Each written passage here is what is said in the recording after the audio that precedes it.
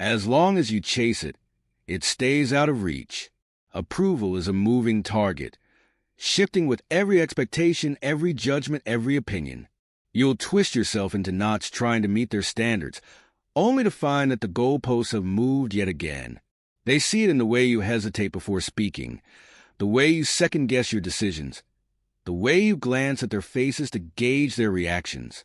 Every time you seek their nod of validation, you hand over your power. Approval isn't a gift, it's a leash. And the more you reach for it, the tighter it binds you. You let them decide your worth, your choices, your identity. They'll keep you running in circles, because as long as you're chasing their approval, you're standing still in your own life. But here's the truth they won't tell you. Respect doesn't come from seeking permission. It doesn't come from trying to be what they want you to be. It comes from standing firm in who you are, even when no one else agrees. It's not about rebellion or defiance. It's about certainty. Certainty in your voice, your choices, your direction. Certainty that you don't need their applause to move forward. The moment you stop looking for their approval, something shifts. It's not that they'll suddenly like everything you do. It's that they'll feel the weight of your independence. They'll sense the change in you, the quiet strength of someone who no longer asks, "Am I enough?" At first, they might resist.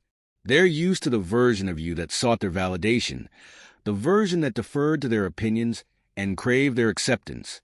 They might test you, try to remind you of your place, of the role you used to play. But you won't fit into that role anymore. You'll have outgrown it. And here's the irony. Once you stop needing their approval, that's when respect begins to grow. Not because you demanded it, but because you no longer needed it to define you.